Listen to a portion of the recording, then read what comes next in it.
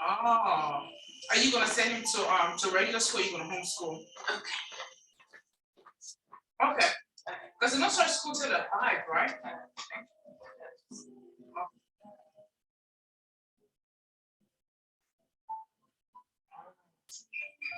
That's the secret of being so good. That's it.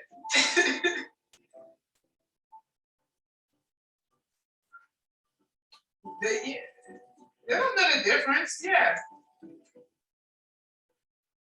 Wow, that's awesome. Mm-hmm. Mm. Mm. My brother did like a science and math school, and because my brother, he's doing bioengineering at Purdue. He actually graduated next year. He did like a science and math school. I think it's a Stanford or something like that. And afterwards, he did the things where he took college courses in high school. That kid's so smart. He always picked out his own schools also. He's so smart. Wow. Hey, Steph, how you doing?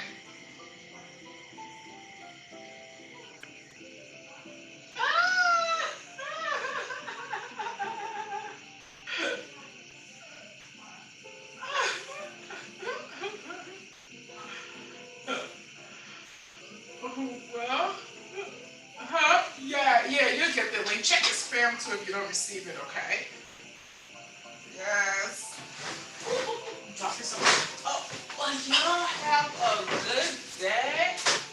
I know usually around like 1 o'clock is like peak time is usually hotter. Do you like the heat or cold? What do you like? Do you like the summer or do you like cold weather? Oh, I kind of figured you probably would.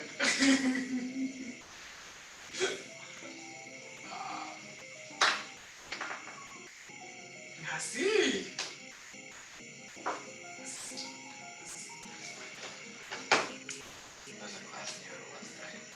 I can guarantee you'll probably see ice more sooner than later. You may not see snow, but you'll probably see ice.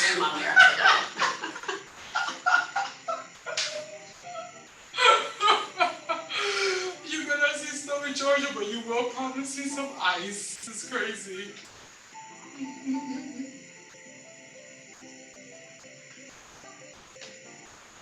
Oh, yeah. When I see like a little trickle of snow, I don't go nowhere. Then it just even look like it's going to be snow. I'm like, ooh, I can sense the snow in the air. I don't go nowhere. No, I'm not. I actually know a lot about new home construction just because that's my background. So I'm sure there'd be some nuggets They'll never that would prepare. never hurt you to do that. Yeah. I've just got a lot. I got some other stuff I gotta do, so I didn't know Yeah. They'll never prepare. Yeah. Never. I'm like, Georgia, come on. We've been through this quite a few times. One time it snowed. Sue was in traffic for like 7 hours. Yeah, that's time a lot of people got stuck in traffic. She got stuck in traffic. She was there for like for 7 hours. Yeah, literally, not exaggeration. That's no people are just stuck. It was when we had a snow apocalypse. People are just stuck on the highway. Look it up. There was snow apocalypse. It happened. Yes, girl.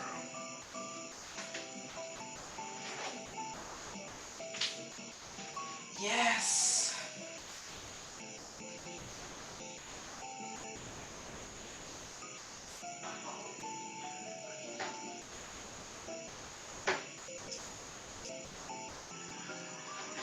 Ooh. Hey, that's actually a good idea, Tammy. Huh. So I gotta think about a way that we can partner. We probably need a sponsor. I just have not even really thought about that market. That's a good idea. Hmm. Yeah. Okay, so that's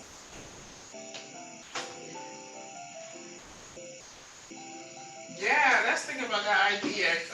Because I know I wanted to talk to Tessa because she does like well I reached a pretty good amount of the millennium, but that the market that I'm not in is the I'm not really in ain't that much like that. It's the moms that are expecting. So yeah, let's think about idea to figure out to work together. That's a good idea. Okay.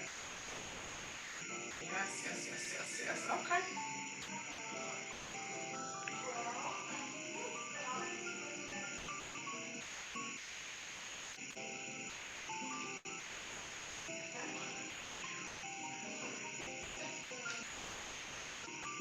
Mm.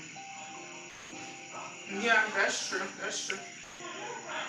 I, I get some of those clients. I do. I get some of those clients.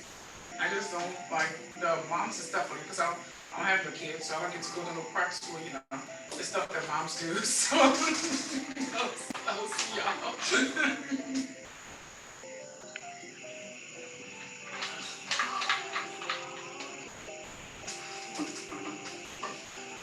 Mm, okay.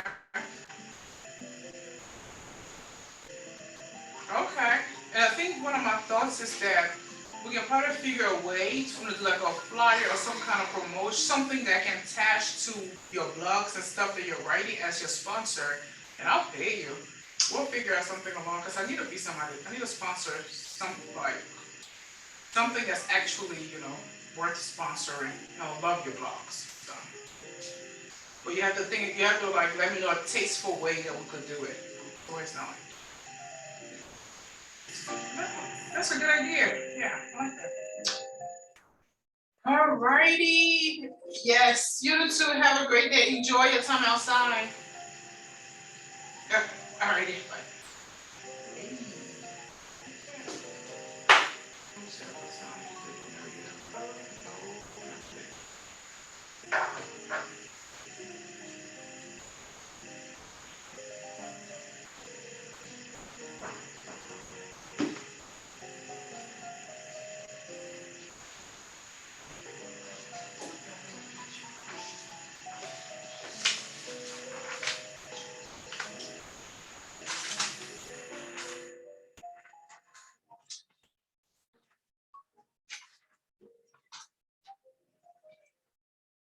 Hey, Mama. I saw you called me. Just calling you back. Love you. Bye.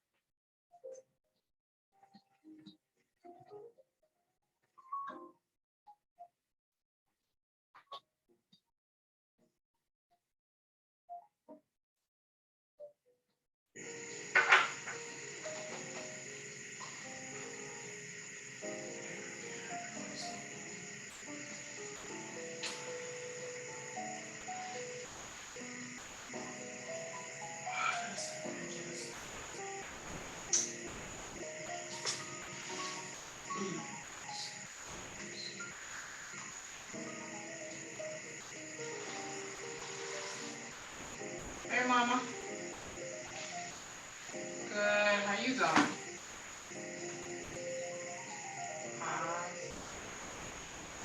Ooh. Mm. I don't know if I want to drive.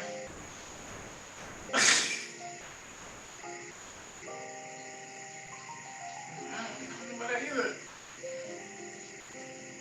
Mm. Mm.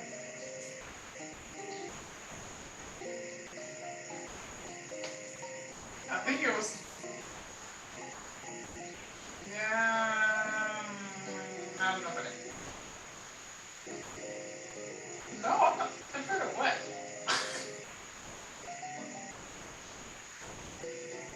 Nah, you know we fly.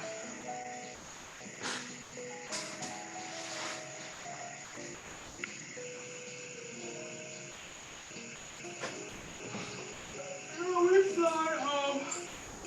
I flew to somewhere. I don't know. Where did I fly?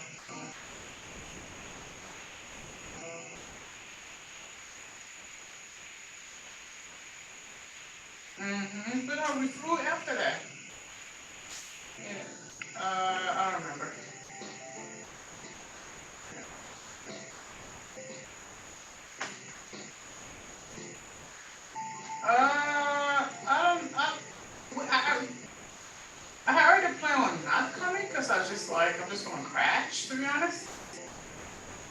like, we're just looking forward to just crashing and doing nothing. That's.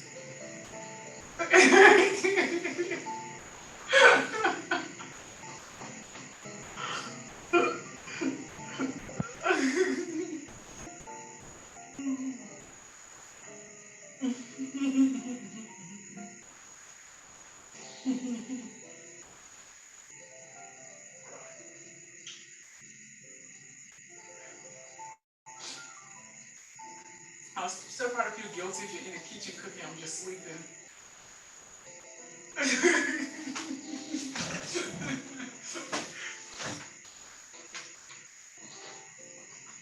Oh, Eric's coming. Oh, okay. Oh, that's awesome.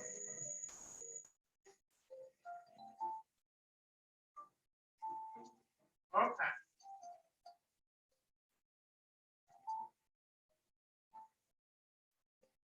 Yeah. Mm. Okay. Yeah. Mm.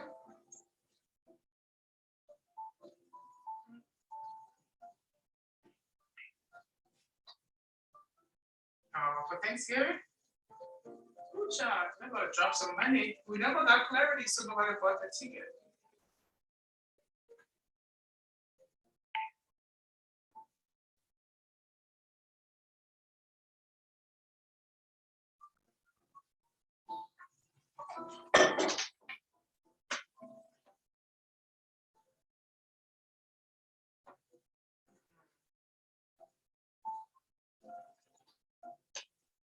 Why don't you check the flight ticket first before you call him to ask to see if you can afford it?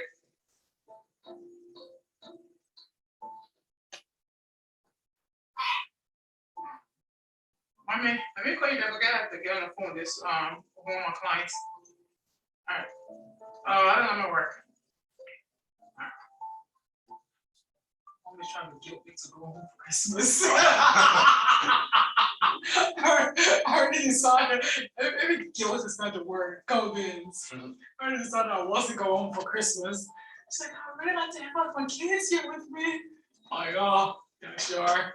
Yeah, it took my parents a lot to get us all together for Christmas this year, and I'm like, and they got a 4-bedroom Airbnb, and I have two brothers, so Yeah. they each get their own room, Yeah. and now my brother's bringing his girlfriend, and she gets her own room, Oh, wow. and so now I'm on the couch, Oh. and I'm not happy. Are you the oldest? I'm the youngest. You're the youngest? Oh.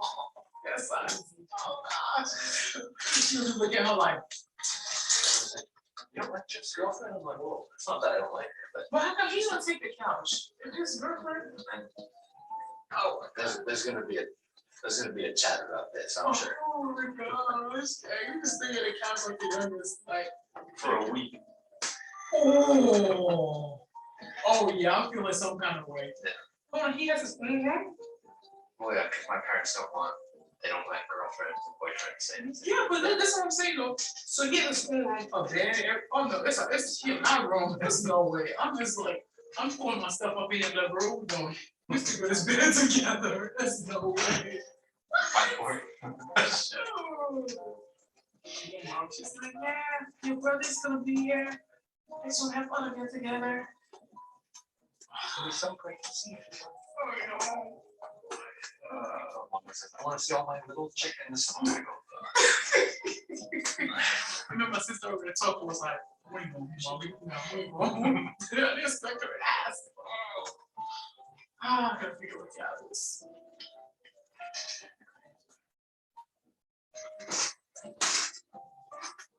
Thanksgiving and Christmas just too close together. It's like too much family. Yeah, In too short of time.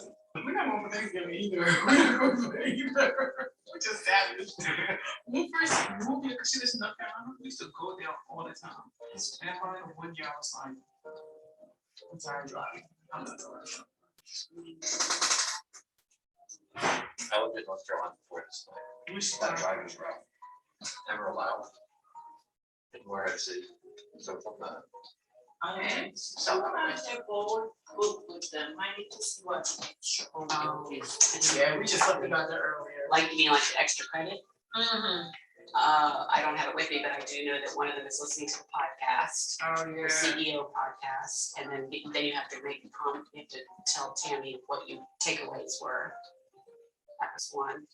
One was putting 25 in your database. Yeah, and I've got that, so I'm just gonna have her do it. And then I don't remember what the other two were. Journal. Yeah, No, the journal you have to do, that's not an extra credit thing. Okay. What were, so you gotta do your 20. Right, Mine is a 20. yeah, It's recruiting stuff, so you gotta do what you committed to. right. You gotta journal, and then what else is mandatory? Was to, obviously you're 20, and then there was also the bold homework that was in it was like to complete, that circle that had all the like spiritual life, what your big one thing is and all those other I already did categories. that earlier this year. Okay. Yeah, so I already did that. That's on my computer. But the daily thing is the journal and the 20 contacts. Okay, all right, I gotta get that up the journal. Yeah. All right, and then the extra credit. Right. Good job. Irene, did you get 100 contacts? Hopefully after today I will. But you can listen to that podcast, which that's my back pocket this afternoon if I can't get there, to listen to that podcast and then email Tammy and say, this is my takeaways, because you have to let her know. Okay. She'll know if you listen to it because you're gonna have specific takeaways. Have you already downloaded the podcast? I haven't yet, Okay. but that's my fall to position. Yeah. It might be everyone's fall to position, you're gonna have a lot of I'm people. gonna have to go to that. Eat no more strawberries. Just gonna Let's see, Kelly is here, what a treat.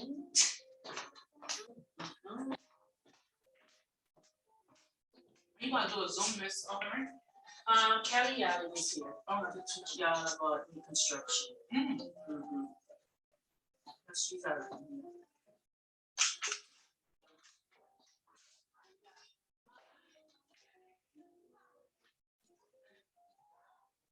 Hi, Angela. This is Kariati. How are you? I think I recorded from my work number. Sorry. I just realized that. I was calling to say thank you so much for doing the review. I greatly appreciate it. Thank you.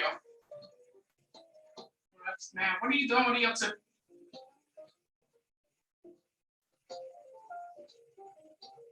Okay, yeah, that sounds good. All right.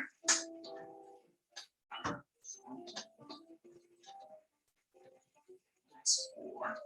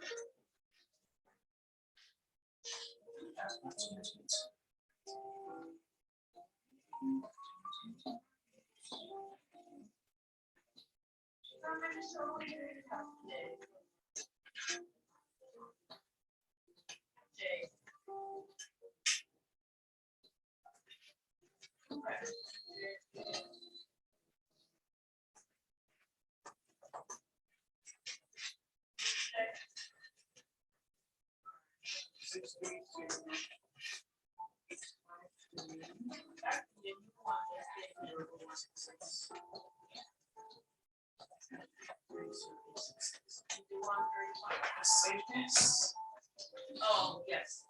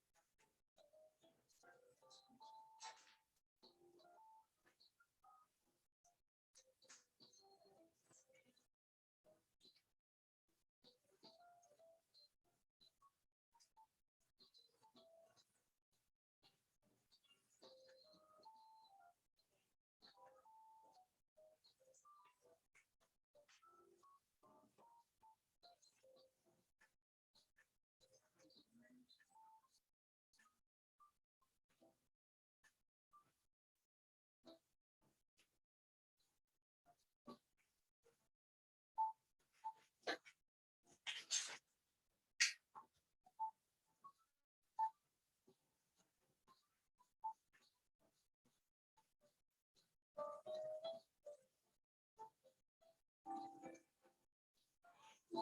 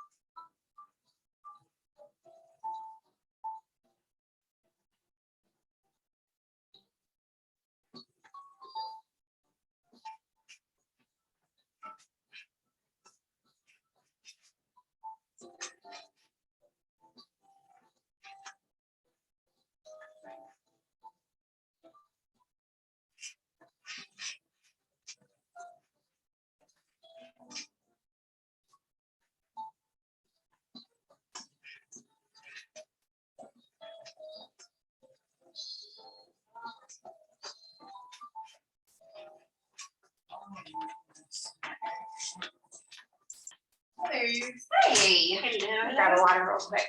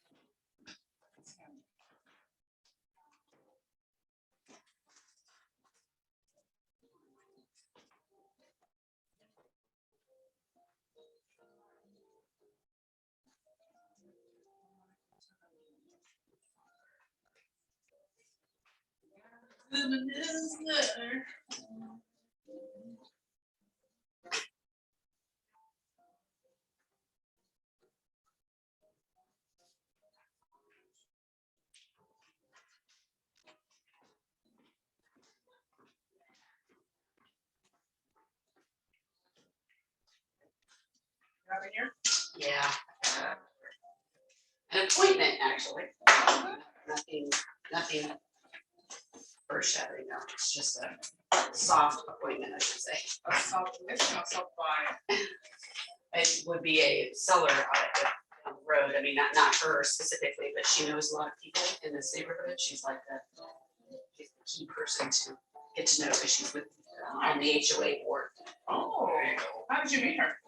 She's in my neighborhood, and she wants me to be on the landscape committee. Absolutely. Of course, I love landscape. Don't you? I love a nice bush. Nice So, petunia. I'm gonna end up having to do something on the side here, but if it gets me some real estate, Exactly. I'll go for it. Landscape, that was my dream. It's, yeah. Yeah, I mean, I love, I'm a big gardener, so everyone in my neighborhood always is coming down to my house to go, can you help me with my yard? So I'm like, Oh, wow. it could help me in my business down the road. Absolutely, that's something we don't do it. Yeah, so, That's how my dad is with his garden, like people literally will knock on our door. Oh my God, your lawn is so green. really? Yeah. Oh, wow, yeah, we have like a waterfall in our backyard, and Oh, wow. Wow. fire I'll pit. come to your house. Yeah, We'll have to have a lead gen there. Yeah. my first sale, we'll party there. My first closing. Hey, I like it. Remember that. I like it. Nice to meet you, and Yeah. I'll see you tomorrow. Yes, tomorrow. Me too. Wish I could be homework today. I know, me too. Me too. I want to get called out. You should come back in.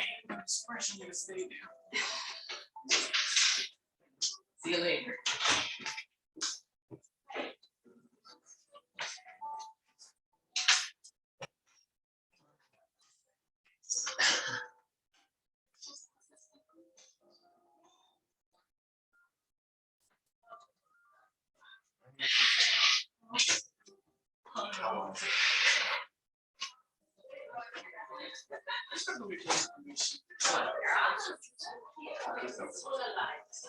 Yeah, no, it really is. Neither is Christina. Oh. But you know, I am gonna come sit in this class because I need to know until 11:30. Well, we, gonna start. And you know what, Monty, you have the music on. So how do I do that? I'm gonna escape. Do I escape? And then just go to the other. I'll just exit.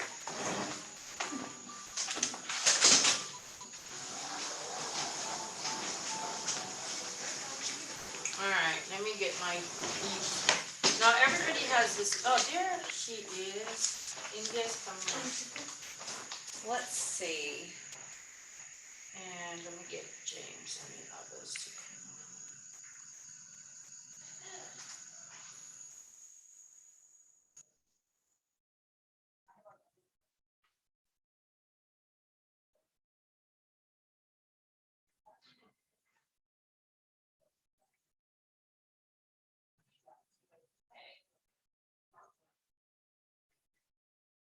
Let's see, make sure you guys can hear us. Can you guys hear us? Yes, ma'am. Oh, thank you, India. You're welcome.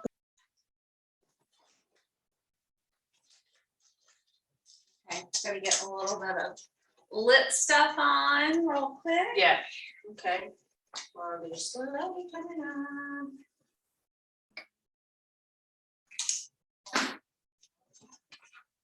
Okay, All right, James. we'll let her come back in. Yeah. And then do we have markers? Here. Yes. Which one you want? I got it.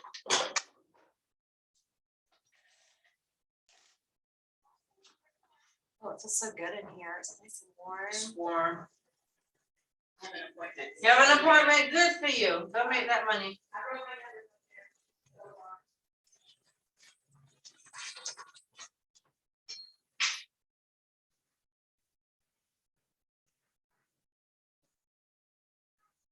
Are you doing something on the TV?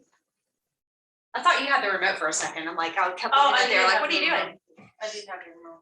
I was just turning it up. Okay, all right, we're gonna get started. So India, Allison, Tim. Do you guys want to turn your videos on? Yes, energy people, energy. Yeah. Yeah. I'll be turning mine on. I'm just finishing stuffing my face real quick. Oh, We okay. are here. Yeah, because we just put lipstick on in this room. Yeah, exactly. Get my notebook. So put your lipstick on, we get it, girl. Hey, Zoya. Macklin, what's your name? Oh, she's connecting to audio. Chris. Hey, Chris. Van Zandt, can everybody put their video on, please? The instructor, the teacher, facilitator usually gets more energy when she can see your face. Just speaking from experience. And y'all are wonderful. We don't care what you look like. We just want to see I don't care if your you're beautiful eating. faces. I don't care if you're working on a purchase and sale agreement, which that Brandon is. Yes. That's awesome. Yeah. Somebody dropped off. Somebody said nope. Somebody dropped Not off and seeing me. said no way. Lacey coming on. And I'm Okay. throwing this thing for my piece. We're gonna give everybody 1 more minute. Hey, Chris. Yep, video's off again.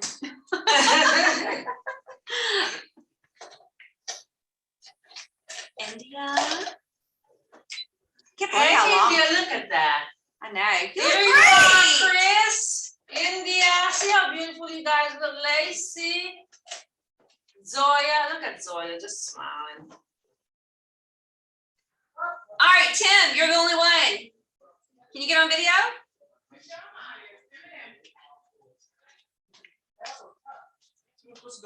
Yeah, maybe. Yeah, I guess so. Does it get really hot in here? I can tell the difference. I'll just leave it open then. Leave it We'll leave it open. open. We'll leave it It open. gets crazy. All right, guys. Can y'all hear me? Give me a thumbs up if you can. Perfect. Okay, awesome. All right, so let's get started. So new construction. Why am I here talking about new construction? I first of all was asked. So there you go. I started my business 20 years ago with new construction. I worked for John Whelan Homes for 2 years and really got to know the building process and what it's like to be a neighborhood manager and to sell new construction. And then didn't do a lot with it after that until last year when I helped a builder that I've worked with build some spec homes, like one infill homes. I helped him do a new construction neighborhood in Sprayberry, which we're almost sold out. So if you've ever wanted to know about new construction, I'm here. I hope I can answer your questions. If not, I'll get the answer for you or direct you where you want to go. I always like to start the classes off with what do you, and you're here too, so I'm just not going to give them all the love. Yeah. I want to start with what do you guys want to know or learn about as it relates to new construction? Just shout it out. Everything. Narrow it down.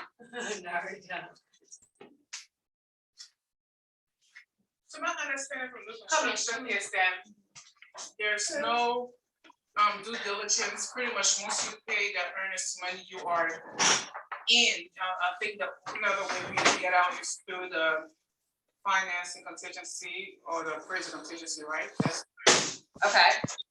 So we'll talk about the difference between, that's not how you spell refundable, but you guys know what I mean. Yeah. We'll talk about the difference between earnest money and construction deposits and when it's at risk and how you can protect your buyer. Okay. Okay.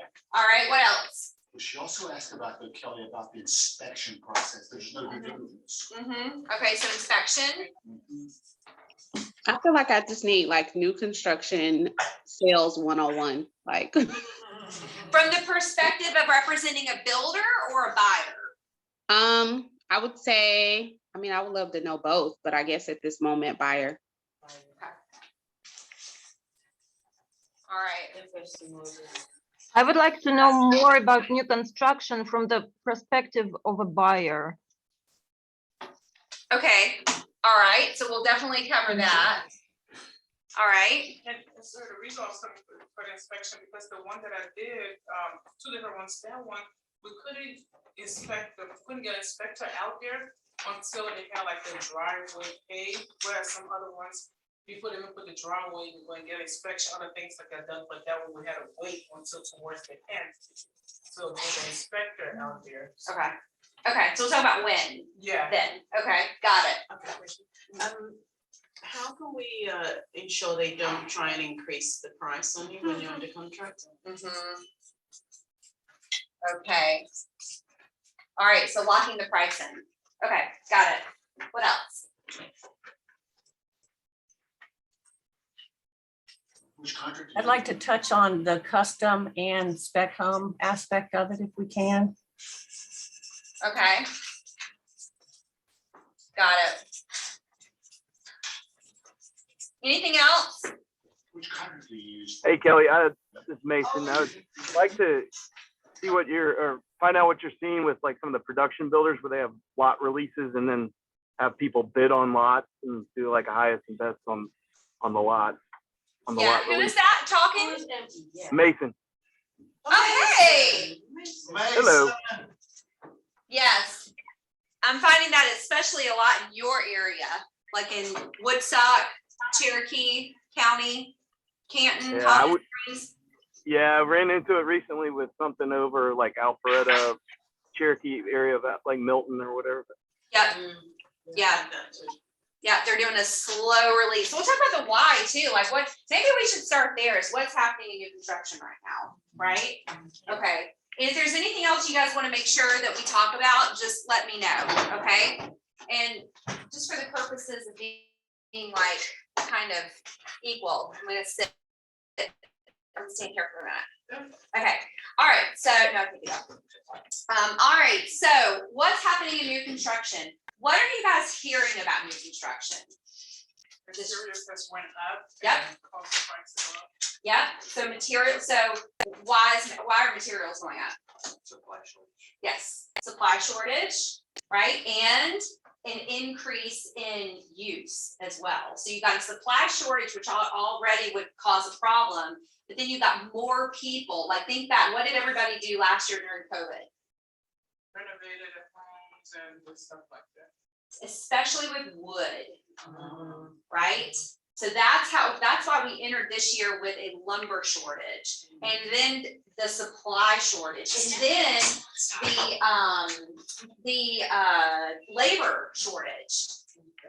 Labor shortage, supply shortage, COVID, it all was a recipe for delays and increasing prices, right? Okay, so we know that there is a short, so where is there still a shortage? So there's concrete just went up again, like this week, okay? Paint, I feel like that's leveling off a little bit, but there was a paint shortage. There was obviously you've heard about the lumber shortage. There was a plywood shortage going into hurricane season, which made it even tougher. Thankfully, hurricane season was pretty light this year. Yeah, there's been sheetrock shortages as well. So that's why so many builders have decided that they're not going to lock in prices right now because they don't know what's left to come, right?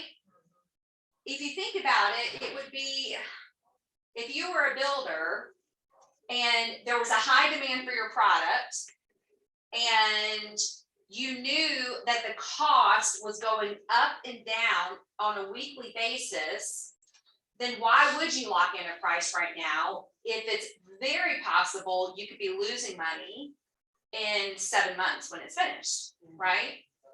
So that's why a lot of builders aren't locking in prices. Now, what some other builders are doing is they're not even offering it homes for sale until they reach sheetrock phase. And do you guys know why that is? You can explain it to us. Yeah, well, the reason why that is because, again, same rate, prices are going up and labor shortages are causing labor costs to go up. And so instead of locking in a price now, they're going to go ahead and build it as what we call a spec home, which means it doesn't have a buyer for it already, even though there would be tons of buyers for it. They're going to build it as a spec home, and then they'll sell it once they can figure out what the actual price should be. And that's usually around sheetrock is when I'm seeing it come on. Some builders will wait till cabinets. That's another reason why a lot of builders are being very limited on the selections that you can make as well. Okay, so if you go to like Pulte or Trayton or a lot of the other bigger builders and some smaller builders too, Century, not that they're small, they're giving you very, very limited packages from which to choose. And there's not a lot of mixing and matching between the two. Why do you think they do that?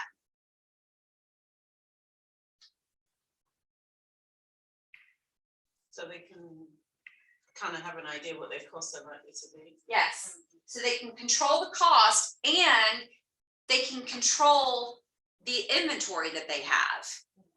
If they know they can get these 5 types of tile, then they're going to go ahead and pre-purchase it in big quantities, and that's all of your options. Because think about it, if you go and pick something else and then it's not available and then you got to pick something else, now we're talking about delays, right? Yeah. So that's the beginning of what's happening in new construction right now. Going to the lots. Let's just kind of start at the bottom of the list. Have y'all experienced, besides Mason, have you guys experienced the highest and best on lot? Recently, they went almost 50,000 over, I think. Yes, okay, got it. Yeah, Right. I know, it's crazy, right? But why would you not? Yeah. If you're a builder, Why not? why would you not? So I think the first thing we have to do is we have to let go of the way it used to be done. And especially explaining how it used to be done with our buyers. And we have to get very strategic about our conversations that we have now with buyers who are considering new construction. Would you all agree that we have to change our strategy when representing buyers? Yes. Right. Lacey, India, Tim, Marlon, Eric, I'd love to see you guys. Teresa, My camera's not on? it is now. Hey, Eric. Oh, it might have been You because I guys had are so to great. reply. Why do you want to hide behind nothing? Oh, no, I had to reply to something on my phone. I'm on my phone. Oh, okay, that's fine. To my computer. Yeah, when you're, I know, I get it. When you're on your phone, you can go off. Okay, Yeah, I'm so, feeling a little rough after last night, Kelly. no, I know. You look beautiful. Yeah, you look great, Eric. You look great. Whenever I okay, see so, a Kelly Allen session, I gotta jump on. oh my gosh, you stop it. All right, so highest and best on lot. So how do you win? Has anybody won a highest and best offer on lots? On a lot. Eric, how'd you win it? Starts with the agent relationship. Amen, brother. You gotta call what the do you mean by agent. that? You have to call the agent. Do not just text. You have to form a relationship. You have to sell your client to the other agent. You have to ask questions. Why? What does your seller need? Or what, let's talk. Let's get to know each other, right? And it shows so much respect. And the other agent will tell you thank you. Because when I have a listing and they call me, I thank them. And immediately they're first in my mind for starters, right? It's all about the offer, but it's also about the relationship. Well, okay, so on that track, so that's definitely works for resales, but what if you're talking to a new construction agent who you're the 200th person on her list for 5 lots they're going to be releasing? Oh yeah, they don't care about you. No, I'm kidding. Yeah, that's a good one. No, but I disagree. So I still think that what you're saying is valid. New construction, so form a relationship with that agent. Well, and then also, sorry, I was just going to say with that agent, and then when I've sold new construction in the past, once you get a hold of the builder, you are, and obviously you don't necessarily get a hold of them until after contract. So yeah, so obviously pre-binding contract, yeah, it's still the same thing. I mean, my last new construction just a year ago, you're going in the office, you're getting to know them. Yeah, exactly. So form a relationship with the new home sales agent, okay? And then the second thing I would do is have a conversation with your clients about what highest and best means and how to win a highest and best. I think that we pretty much all know how to win a highest and best situation in a resale situation, right? We put an escalation clause in with no cap. We form a relationship with the listing agent, right? We send over proof of funds and a pre-approval letter, have our lender call, all those things, right? So getting a lot in highest and best is not that different. The builder wants to know that your buyer that has the money, is going to be easy to work with, if you can prove that. And they also want to know that they're serious and that they're pre-approved, right? Or they can buy. So It's your job to provide all that evidence. And then when it comes time for highest and best, employ those same strategies, right? Now, every builder is different when it comes to their highest and best form, okay? What you want to see on there is basically you can put in an escalation clause with no max and then just see what it comes back at. And if it's too high for your buyer, then you walk away. That's ideally what you want to see. Are you guys seeing anything else in your highest and best new construction lot offer forms? Okay, they pretty much all have that in there. There's a number, like there's a number of days. If it's not in there, stipulate it. Add a step to it, right? Buyer agrees to pay 10,000 over highest net to builder. Proof of highest offer to be given to buyer within 24 days. And purchase and sale agreement shall be executed by all parties within 48 hours, something like that. You just want to make sure you have, your buyer has an out if it goes too high. What questions? Well, but I have a question, but that's the question, that's the problem with the builders. They don't give you an out. They want to secure that, you know, you put down the earnest money and then, you know, you are stuck there. So that's, you know, that's the issue. I just was showing homes here in Woodstock, and that was the problem that I had with the listing agents. They said, no, these are the rules of the builder. I mean, take it or leave it, practically. Well, right now we're just talking about highest builders who are calling for highest and best on their lots. That's all we're talking about right now. We're not talking about earnest money or construction deposits. Yeah, I didn't even get that far, Kelly. Like, I know there's a community that seemed like it'd be a good fit, but the timeline wasn't, because they said they're releasing lots, they're going to do a highest and best, and then they're like, it's probably 16 to 24 months from that point to completion, and it's kind of like, yep, we're out. So yeah, that totally. I mean, new construction is just not an option for a lot of buyers right now. Teresa, were you going to say something? Yeah, how does factoring in the builder's financing, how does that factor in using their lender? You know, because oftentimes they give you a credit toward closing costs if you use their lender, but if they're asking for highest and best, do you waive that? You know what? So typically in that situation, the lender, either the lender's paying for that closing cost allowance, or they're sharing it. So you could, or you could just use an escalation clause that will trump, if another buyer is waiving that escalation clause will still trump that net, right? So it's a $50,000 lot, they're offering $5,000 in closing costs, and a buyer waives the closing costs, and you've come in with 10,000 above, you still trump that. Now, here's what you're gonna have to do. You're gonna have to explain the escalation clause and the benefit of it to the builder's agent. And my favorite way of doing that is I love to do it in a way that they can just press forward and send it to the builder or play it for the builder. So I'll screen record using Loom, and then I do this for all contracts, and my team does this as well for a lot of like their ATACs and their offers. We'll just kind of walk through it and the reason and why and the power of it and why they should choose our buyer in a video. So it personalizes it, right?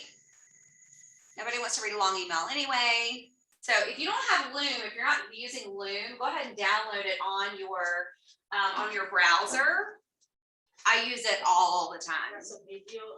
Yeah, it's a free, it's kind of like BombBomb, but it's free. LOOM. LOOM. Yeah. All right, so highest and best lots, treat it like it's a highest and best purchase on a resale, right? Get to know the agent and make sure that you sell your person. And at the end of the day, the builder cares about the highest net. And can you qualify, right? No, most people will send a pre-approval letter. I would also send proof of funds. In addition to that, send proof of funds that they already have their down payment. They're putting 20% down, send it. I guarantee you, no one else will be sending pre-approval plus proof of funds. And then you're gonna have to explain it. I know, chances are you're probably not seeing this from any other buyers. And you know what? That would make me concerned about working with anybody else. We already have our money. We don't need to sell anything or whatever it is. All right, let's go into the price lock-in. So we've done this. All right, so some builders are gonna let you lock in your price and some builders are not gonna let you lock in your price. Unfortunately, there's not really anything you can do about it. I mean, you can use your best negotiation tactics, but the builder knows that he has 100 other buyers right behind your buyer. So I think the best thing that we can do is explain the pros and cons of this to our buyers. And ultimately, it's their choice. It won't be like this forever, but for right now, building a new home comes with some increased risk to a buyer. And it's not for every buyer right now either. And then just go over the pros and the cons. Right? What questions do you guys have or stories do you guys have about pricing and locking in or not locking in? Has anybody gotten a builder to lock in a price? Yeah. Yeah? Were they not willing to lock it in and then you got them to lock it in? Oh, no, they went up after we already locked in the price. The next one was the one they increased the price, we were locked in. Okay, got it. So you're also going to want to make sure that you read every word of the contract, and it's boring and it takes forever, but you have to do it because there's so much language in there that protects the builder. It does not protect your buyer. Obviously, we all know those contracts are not meant to protect the buyer, but in those contracts, did you guys hear about recently the builder who canceled all their contracts in a new construction neighborhood, gave the buyers back their construction deposits and said bye? Wow. No. People were so shocked. Was that here? And yeah, it was in Metro Atlanta. Oh, Yeah. wow. They were so mad. But guess what? The builder had the right to do it in the contract. So we have to read our contracts and make sure we can let the buyers know these are the things that could happen. This is kind of my feeling if it would happen. And here's the pros and cons to it. Hey Kelly, yeah, I've done like one new construction in the last year, and it was like a $300,000 production build, like out in Carrollton. But it was one where the price was locked in, and basically just from the beginning told the buyer like, hey, look, like they can terminate this contract and give you $100 in your construction deposit back and be done with you. And so the buyer was very reluctant to even ask them to fix noticeable flaws with the house that, you know, they just didn't want to upset the builder for any reason. So I don't know, if good or bad, it was, I don't know. That's how they approached it. They realized I that think if that's they lost the probably contract, pretty there smart. wasn't any other options. So Yeah. I mean, I think that, and I don't know, maybe you guys agree or disagree with me, but I think at the end of the day, it all comes down to how are we setting expectations with our buyers as they enter into new construction, and not you know, constantly telling them, I can't believe the builder's doing this, and oh my God, I can't believe this, and oh God, you know, and let me see if I can get that. Like, just stop all that. This is the reality that we're in. Okay. And your job is to know what it will take to win them the lot, win them the opportunity to either say yes or no to building. That's our only goal on my team, is to put our buyers in a situation where they're the ones that get to say yes or no at the end of the day. Do they want it? Do they not want it? Yeah. Can I talk to you about this scenario? Yes. I have to, so I've done that one, so Okay. now moving forward with them, I'll try the one with the bidding of Escalation. clause, so I'll try that next time. Another one I've got now, they've seen something they like, and it was there, the next day the agent said it's gone, and the new batch is coming out.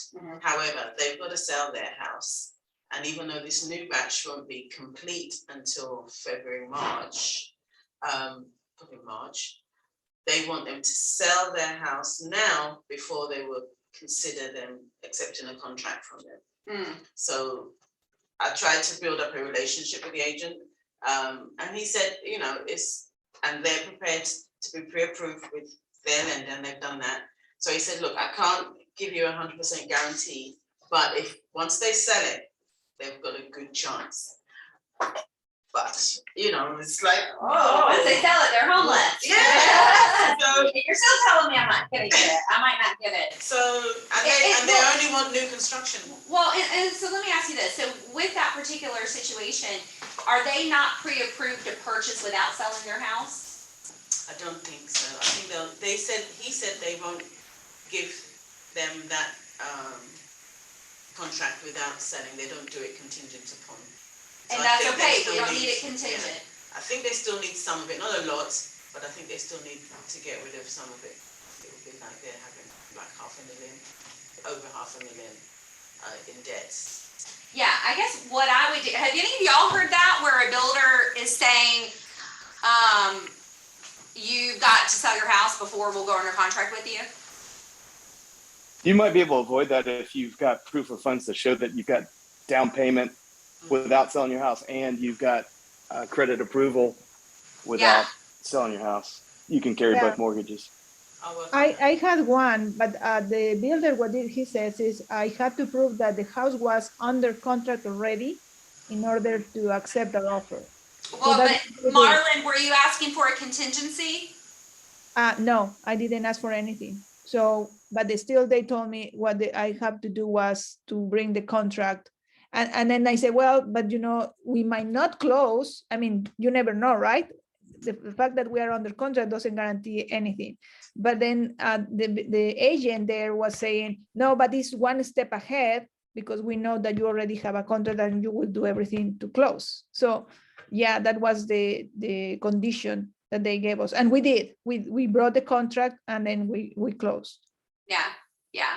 Okay, so for the majority, if I came across an on-site agent that said, do you have to ask, will you be selling a home? I would say yes, but we're not, we'll be listing it probably 3 months before this home is finished. Well, you have to sell it before you will go under contract, or you have to show us proof that you got a contract. I would really dig into that. I hear what you're saying. Help me understand the reason behind that. Really dig into that, because maybe they're making an assumption that your buyer can't buy without selling their house. Maybe they're making an assumption that, their risk is increased if they don't know for sure your buyer has a contract on their house. So just really dig into it. I'm not hearing a lot of that because they're asking for so much construction deposit up front that's non-refundable. So for them, it's almost like, oh, well, if you walk away, I've got all your money and I can go price it higher and sell it to someone else. Well, okay. Okay. So, did that help answer your question? Okay. All right. So, we talked about the purchase and sale agreement too. That was something Jim asked about. Again, every builder has their own contract. You're probably not going to be able to edit it. So just get a copy of it in advance so you can review it and then just ask questions. Ask scenarios too. Okay, so this says that you can cancel the contract for any reason.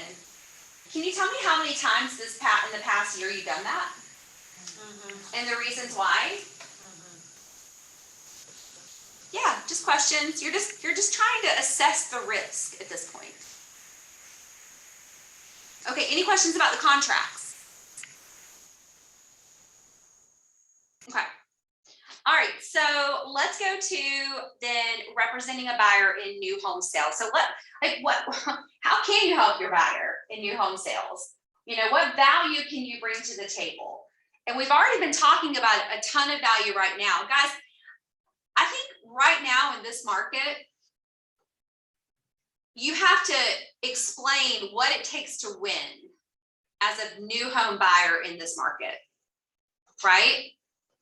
And the way I would probably explain it is, I can tell you what to do to give you the highest percentage chance of winning this lot or this home or going under contract in this neighborhood that you love, and what you have to do to get it. And then I can tell you, playing it safe, the least risk, might not get it.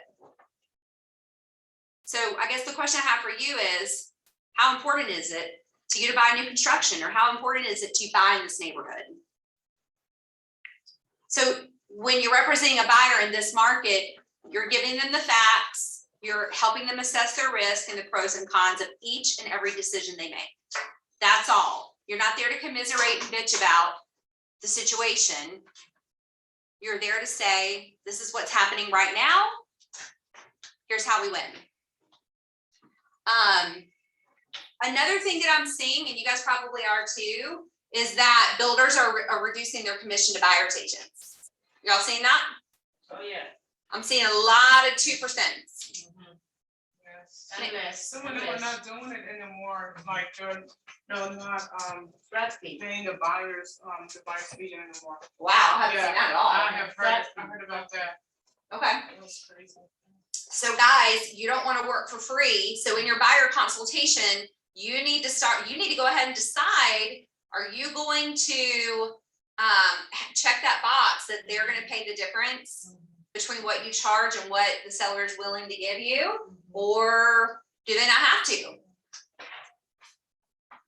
And especially if they're looking at new construction, that's a conversation that you are probably going to want to have. So if you feel rusty or you feel a little hesitant about the value that you bring about having a conversation, that's what you need to be working on today. And in the absence of value, people will question paying you. And right, yeah. But when you're having a conversation filled with what we're talking about right now, with strategy, with facts, with advice, with experience, I guarantee you it won't come up. Well, I have to share just one experience. So I had these buyers, and it was 2 months ago, and I had to let them go because what they didn't want to be in a war of offers. So they decided to go to new construction, and then we start looking at new construction. But all of a sudden, what they asked was, and I had explained in the contract that I charge the 3%. So when they were start looking at the new construction and they wanted to be the winners because it was another war that they didn't want to do, they asked me if I was willing to give 1% or 1.5% of my commission to the builder so they could afford more house or better finishes or whatever they wanted. And their argument was that what was the difference, even if I was a listing agent and a seller will ask me a discount. So I just told them, no, I'm not going to give that up. And I had to let them go. But that was something that the buyers were asking so they could afford more house. Like I was, what? Why do I have to contribute for you to buy more house if I'm doing my job? So I don't know. It's just it's very difficult now. So now you're not making anything. Right, because it's not only the builder not giving you, but also the buyer wants you to contribute so they could afford more. Well, I'm just going to challenge that a little bit. Audrey, you can leave the room. I'm not leaving the room because I have brand new people who don't have as much money as Kelly Allen, and I don't want them to go not feed their families. Well, here's guess what? I'm gonna stay. Okay, stay. That's fine. Stay. All right. So here's what I would say. A different market calls for different hills that you're going to die on, right? In this market right now, certainly you need to have, again, you need to exhibit a ton of value, which I'm sure that you did. You need to be able to handle objections and things like this very effectively. And at the end of the day, you also have to decide, is it worth it for me to take 0 or to get 2% or whatever it is? And I remember Gary Keller said one time when we were in it was when we were coming out of it was when we were entering into a seller's market after the downturn. And he said, just get the listing. Get the listing. He's not saying, they say, oh, you got to sell it. I want you to sell it for 4% or I'm not going to hire you. Well, then there's a whole way to handle that objection. And my first question would be, if they're asking you that, something was not effectively communicated on the front end. But you guys have to decide, obviously, what's best for you and your families. If you're willing to work these 2%, if you're gonna go ahead and have your buyer make up the difference and obviously get their approval on that ahead of time. Me personally, you know, I'm never gonna let a commission stand in the way of one of my buyers getting the home that they want. So I'm gonna, you know, I would overcome it the best I can, figure out what can I learn from this, secure a referral as well. If I'm gonna give you this, here's what I'm gonna expect of you. And Kelly, to your point, I've done that this year, right? I've done that with a soon-to-be agent who sent me a referral. He was buying a house. He's not licensed yet. And we looked at a ton of houses. We settled on an open door house and it's 2.25. So I had that conversation with him. I said, this is 2.25. My fee is 3%. And I am not gonna ask you to make up the difference because first of all, I want your referrals, right? And so we had that conversation. And should you get licensed, you will be my downline. Yeah. And so I have that conversation up front because that was a different story. There's certain clients who come to you as buyers and they go, well, I want you to give me 2% back of your 2.25.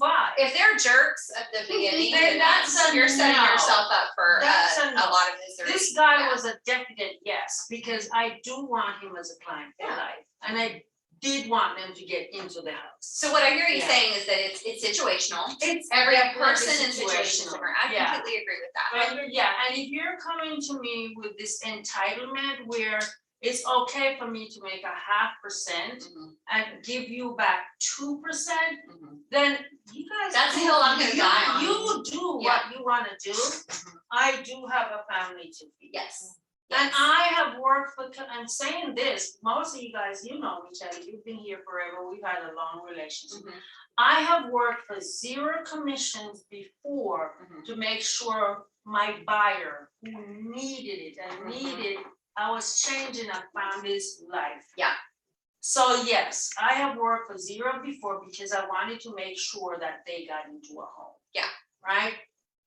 Yeah, But- so I think the point to that really, well, one of the points to wrap it back up is to say, you need to be thinking about reduced commissions before you show them the property. And have the conversation. You need to have this conversation in your buyer consultation. Because it's in the buyer brokerage agreement.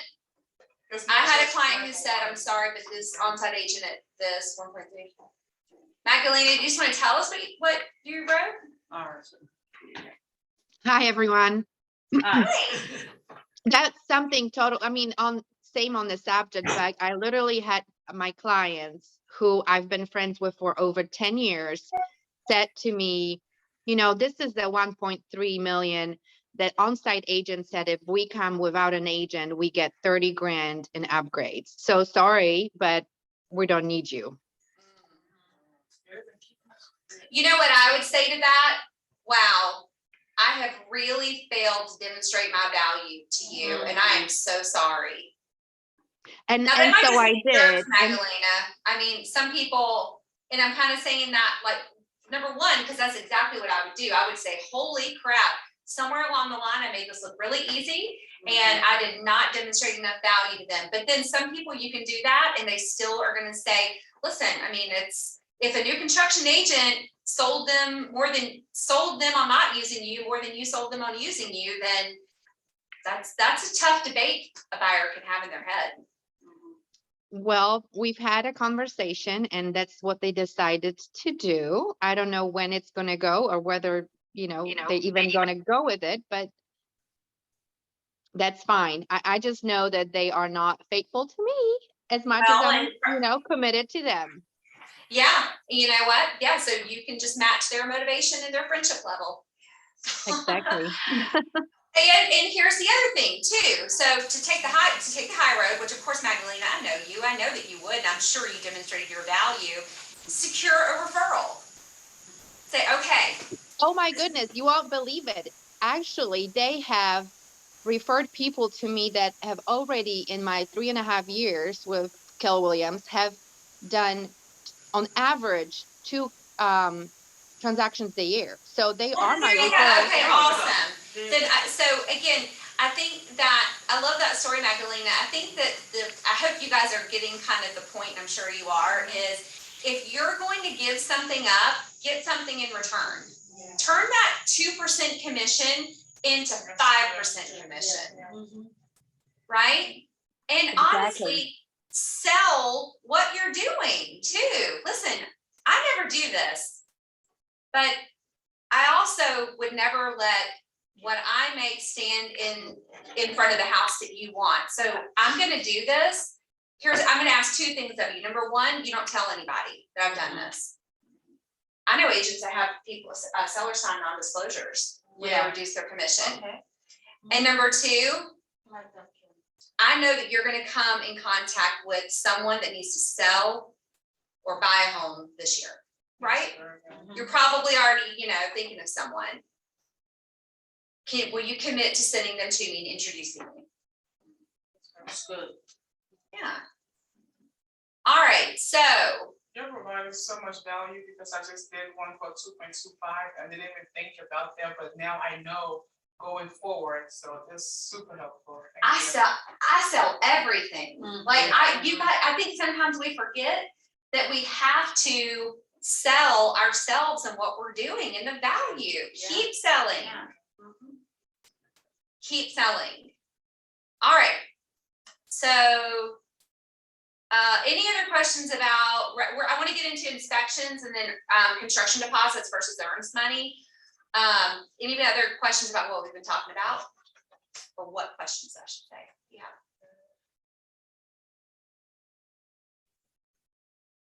Chris, how long are you gonna let your hair grow? I got it cut last week. Nice. I love it. All right, let's keep going then. So let's start with the top, which is earnest money versus construction deposits. I'm sure everyone knows when you go under contract with a builder, if you're building a home with them, you're going to put up a pretty substantial construction deposit up front that's non-refundable immediately. Okay? So just go ahead, and if your buyer that you're sitting down with is interested in new construction, I would go ahead and have that conversation. And so let me take a poll then. What's everybody seeing in terms of that initial construction deposit right now? I know that we're doing 35,000. What's everybody else seeing? Is that non-refundable? 35,000 on what price point? We're between 500,000 and 600,000. But we're building this home for them. So it's non-refundable. Yeah. What are you guys? Taylor Morrison said $5,000 on a townhome. Okay. Initially, that was first, just to start even working on a contract was 5,000. And was that non-refundable immediately? Non-refundable. Once you Okay. go by them. Mhm. All right. So first we've got 5,000 and 35,000. What price point is that, Magdalena? That was a townhome, just about 300. Okay. Okay. All right. So what else are you guys seeing? You just did new construction. What did you Mine see? was about, I think, 4,000 or 5,000, and it was 257. Okay, 4,000 or 5,000, 257.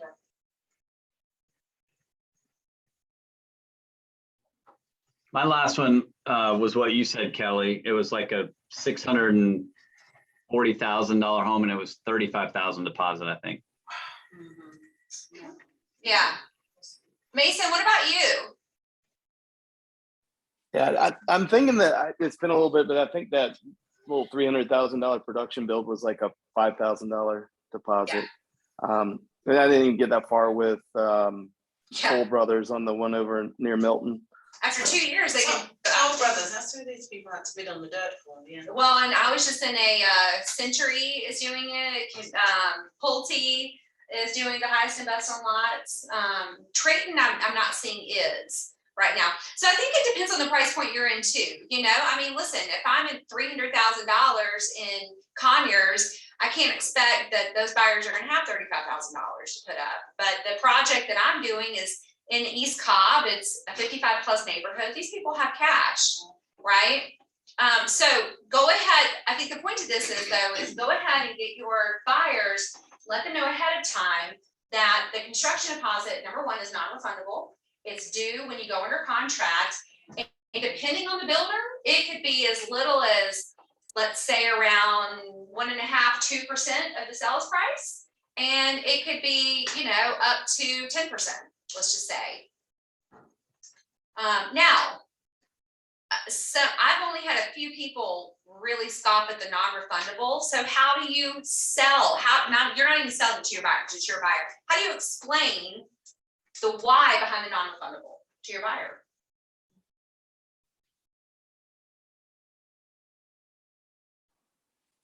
Why would a builder want non-refundable money up front? So they're going to be building a product specific to some of their selections. And so if they walk on it, the builder needs to have some, you know, skin from the buyer. Yeah. It's collateral. Yeah. Essentially, right? The builder starts spending money probably the first 2 weeks that you're under contract. If they don't already have the permit, they already have the permit, they're spending money. Right? And so, you know, Mr. Buyer, listen, I wish I could tell you the amount was less, but what I can't explain to you is the why. You know, the builder's building your personal home and they have to fund it. And by the way, it's going to probably be held in the builder's general account, meaning he can spend it. So if you're at all wavering on buying new construction or this builder or this neighborhood, you can either make a decision and know that money's gone if you change your mind, or you can wait and keep looking. Hey, Kelly, one thing I think it's important to add, like with what you mentioned there, with it going in a builder's general operating account, not saying that we're anywhere close to this, but I remember back in 2008, people had $40,000–$50,000 tied up in a new build, and then the builder went bankrupt. And all of a sudden they're party to a bankruptcy suit. So that's something I think is important to just let your buyers know that, hey, this is a possibility. It might not be probable, but this is a risk with this contract and putting up money. Yeah, absolutely. Listen, we didn't see new construction tanking back in 2008 as fast as maybe we should have, right? And so a lot of people were left kind of high and dry. So now we have the stories to tell from it. And this is where it really is important for you to do your research on the builder. Who is the builder? How long has he been building? Is he local? Is it a big company? Was he building in a lot of builders around in Metro Atlanta were under one name before the crash and under a different name after the crash? How are they financing the project would be another good question. Although I haven't had anybody ask me that. How are they financing the project? And honestly, if I had 100 buyers for one lot, if I got that question, I might be like, are you kidding me? Bye. You know, probably not, but. So you're going to want to do your due diligence on the builder. One of my favorite ways to do it is go to the Rawls Group page on Facebook and say, hey, you guys worked with blank builder before? Tell me the good, bad, and the ugly. I had someone that bought a new construction last year, and they were told, if you don't go with our lender, you have to put down, I can't remember how much now, but you have to put down a certain amount, non-refundable. Yep. Even though they had a pre-approval from our in-house lender. Yeah. So they didn't want to go with theirs, but they kind of. Can I tell you a workaround to that? Bullied them.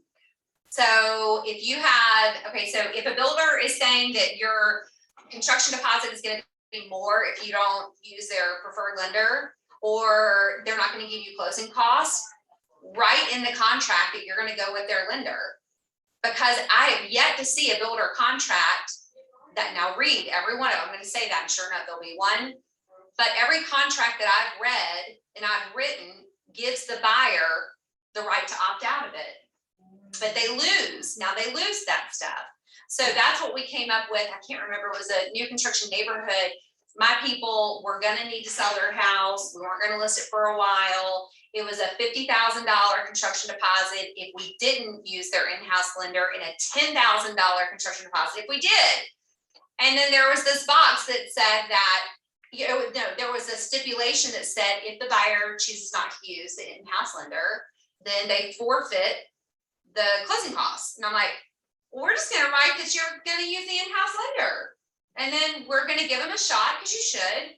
And then if we don't use it, we're not really, we'll forego the closing costs, and we're only out 10,000 if you change your mind. So again, just read the contract. Yeah. I don't know how, I mean, I'm sure I wasn't the only one who figured that out, but, so yeah, so just again, this is all goes back to explaining to your buyers. You have to be able to explain non-refundable and what the pros and cons are. I mean, the only pro to non-refundable is that, guess what? You get your house that you want, right? And you get it back at closing too. It's not gone forever. And then, so any question, well, what other questions do you guys have, or stories, or we're all teaching each other about the construction deposit? I think you've got to be careful of the way the contract's written and the expectations of the buyer. I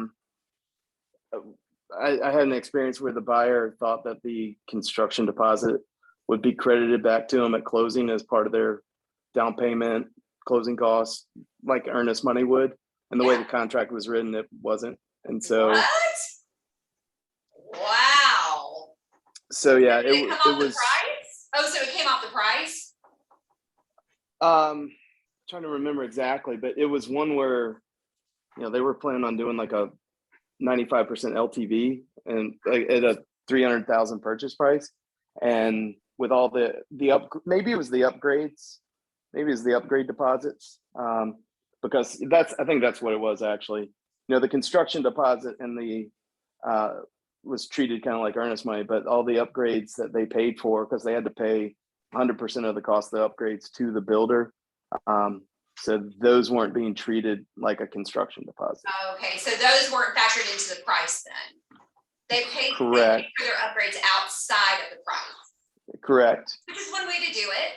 And honestly, why would a builder want to do that? To protect themselves against appraisal issues and everything else. So, well, but also, it was one of those things where the buyer was writing these checks thinking, oh, this is going to be credited back to me at closing towards my 5% that I need to put down. And then lo and behold, you get to the week of closing and they're still trying to clear conditions and there's that issue. So I think it's just determining like from the beginning, how are upgrades treated and how does that affect the money that the buyer needs to bring to closing? To avoid that last minute, like, oh crap, like, how are we going to fix this type of thing? Because it ended up in that situation, and ended up having the builder have to do a contract amendment to make it so that they could get their finance. Increase the price and then give them that's a great point, Nathan. So so find out from the builder how they do their some builders call them upgrades, some builders call them options. We call them options. So how do options work? So typically, after you write the contract, you'll go ahead and put in the contract like what you know for sure you want. If you want a screen porch, especially structural, you want a screen porch, you want to add a bathroom, things like that. You want to extend a patio. A lot of that stuff can go in the contract initially. But then usually within 14 days, you're going to have an appointment with a design center. And at the design center, you're going to make all your selections for everything else. And then the builder will typically give you a certain amount in allowances. That'll be laid out in the contract, and the designer or the design center you're working with will know. Like, okay, you get $5,000 that's built into the price for lighting. But what if everything your buyer picks out is $10,000? Well, what a lot of builders will do, well, most builders, they're going to require that your buyer pay a percentage of that upgrade. So the highest I've seen is 75%. The lowest I've seen is, I think, around 10 or 25% of the overage. So let's say that with all of your allowances, you've got basically $50,000 worth of standard allowance stuff to pick out that's already included in your price. And you go in there and you spend $100,000, so an extra $50,000. A percentage of that $50,000 is going to be required and non-refundable at that appointment or within a couple of days. Now, and again, Mason's right. So then you want to find out, okay, are we increasing the price and I'm giving you a percentage of it and then I may get it back at closing, or do we leave the price alone and I'm just paying for these upgrades outside of it? Yeah, and that's the scenario that they use, and the other benefit to the builder of doing it that way is they're not having to pay your commission based on the price that the buyer's inflating by adding all these add-ons. Yes. And some builders are writing that in their contracts, that the commission is based on the base price and the lot premium. And if I were a builder, that's what I would do. Yeah. Okay. All right. So we talked about money. Now, something that, and again, if you're not competing with other buyers, something that some builders will do is they'll split the construction deposit and the option money up. So once you're under contract, and let's say you've got a $90,000 option deposit that needs to be paid, you know, maybe the builder would allow it to be split into a few different payments. I know we've done that a few times in my neighborhood, but it's a local custom builder though. So let's talk about inspections. So there's 3 times during the course of building the house that you're going to want to advise your buyers to have an inspection. The first is to inspect the structure. So this is before sheetrock goes up.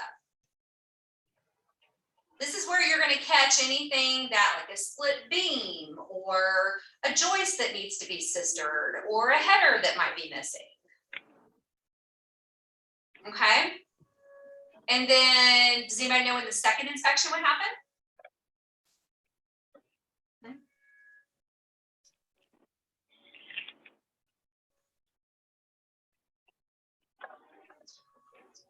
Well, the second inspection, and this is if you're going to do 3, I would do the second inspection usually after the electrical rough-in is done. I get all the mechanicals in there. And then the third inspection would be your final, like a week before closing. Or your buyer could just wait till the end and have it inspected then. Although I'm a big fan of having the 2-part inspection, which one is it to inspect the structure before walls go up, before sheetrock goes up, and the second at the end. And most inspectors they won't charge you, like it'll be a different charge for the first one.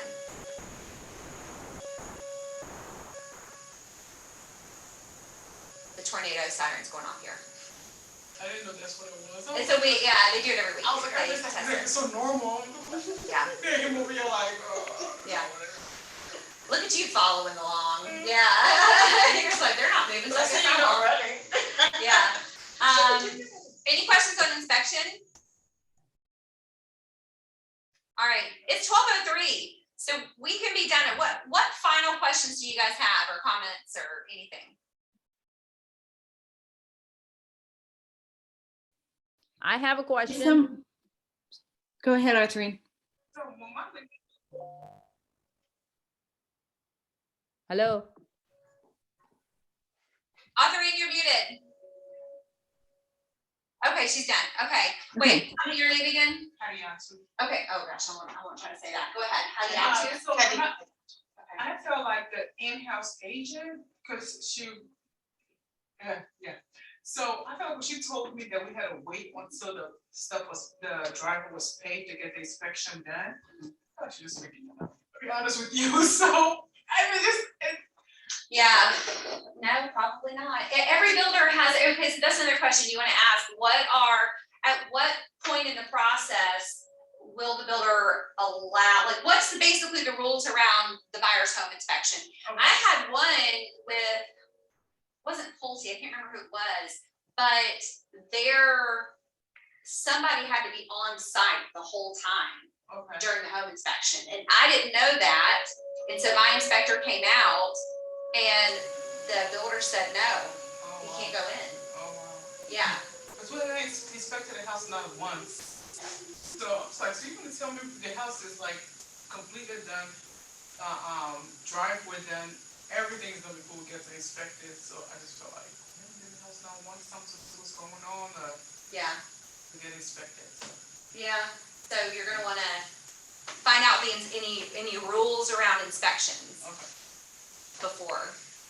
All right, what else? Especially find out what credentials they require before the inspector's allowed on that. Yes. A hassle. And I had the same inspector. I had 3 new construction properties in the same neighborhood, and the same inspector did each one, but they had to send credentials each time. We had 2 inspections for each. So each time we had to resend the credentials for approval. And most inspectors really have their act together and they understand that, oh yeah, I know what I need to send over, here it is. It'll lay out in the contract what the standards are for the inspector. Yeah, good point. What else? I have a question. Can you hear me? Uh-huh. Okay, so this is new construction, but everything's already built. It's a townhouse on Bell's Ferry, Bell's Landing, and my client is a young fella, 25 years old. He likes it, so we're gonna go by again tonight. And the lady who's handling it is saying we want pre-approval. I guess that's standard, even though he's already pre-approved by Truist and all that. And she's saying we would prefer that he borrows from us. Is that something they could force us? Well, I mean, they can't force you, but they certainly cannot sell to you because of that. And I will say, I mean, I think we all probably have, well, I don't know, I won't say that. I can tell you when I see a contract come through with Truist or SunTrust, I'm like, oh God, the red tape on this, is it gonna close on time? Is it gonna, you know, who am I gonna talk to? Then he's gonna say, nope, not my job, talk to this person. So here's what I would tell, what I tell my buyers when it comes to new construction lenders. I'll say, listen, it doesn't hurt you to get pre-approved with theirs. And then pick the one that's gonna give you the best terms. For sure. Yeah, and so what I would tell that agent is, you know, yeah, I'll talk to him about getting pre-approved with your lender. But yeah, I mean, they could require it if they, you know, if it's a condition of them selling to your buyer, absolutely. Anything else I need to watch out? This is my first with the new home purchase. Who's the builder? This is Merit Homes. I haven't, just read. Bell's Landing Townhomes on Bell's Ferry. Yeah, I don't know. Just read the contract. Figure out everything we've talked about. Like, what is the construction deposit? It's already constructed though. Everything is done. You might get, then they might only require earnest money. I don't know. Is there anything at all left to pick? You know, nothing. It's brand new. It's all done. Yeah. So then you just want to ask them. So in a situation where the home is already done, how much earnest money do you require? And she might say, oh no, we don't do earnest money. We still do construction deposits. And it's this and it's non-refundable. Or she might say, oh, it's $10,000 earnest money treated, you know, like a resale kind of. Okay. What's the price point on that townhome, Nina? This is 368, 365 to 368. And there are only a few left. And we're trying to get aggressive on that. Be aggressive. Thank you. Yeah, which means just say yes. Like your buyer just has to, if they want it and the builder wants him to do X, then you know what? If he wants it, he's got to do it. He's got to do it. Yeah. So just go for it. And Yeah. Yeah, If yeah. Truist says that we'll just match whatever they're saying, then what is better to go with? True, I mean, Truist is a good friend. He's very good. So I know he's gonna close too. But Yeah, I think at the end of the day, if you're representing the seller or the builder, Yeah. it's who's gonna get to the closing table. right, And typically the big banks, they're a kind of a nightmare, you know, to Yeah. get to the closing table. They require a lot of time. They don't move fast. You know, I would not personally recommend them with my buyers. And when I get offers from big banks, like with pre-approval letters, I'm like, I think we all kind of do an eye roll a little bit. so we get a, yeah. Maybe I shouldn't say that. I don't know. Sorry. It's good No, to know. you should. It's good to know. I'm just, Somebody back me up here, right? Yes, you should say that. Yes, okay, yes. That's why, I mean, we want to go with local. Because we can go right to their door and say, what the heck's going on? Hmm. The pass off's not there. Okay, all right, guys. If there's anything else, you guys know how to reach me. Kelly@kellycohomes.com. Thanks for coming to the class. Everybody stay safe and Thank you so go much. win some new construction contracts for your buyers. Yes, Thank you. Thanks, Thank you, Kelly. Kelly. Thanks, Bye. Kelly, very much. Thank you. that's pretty useful. Thank you so much. Good.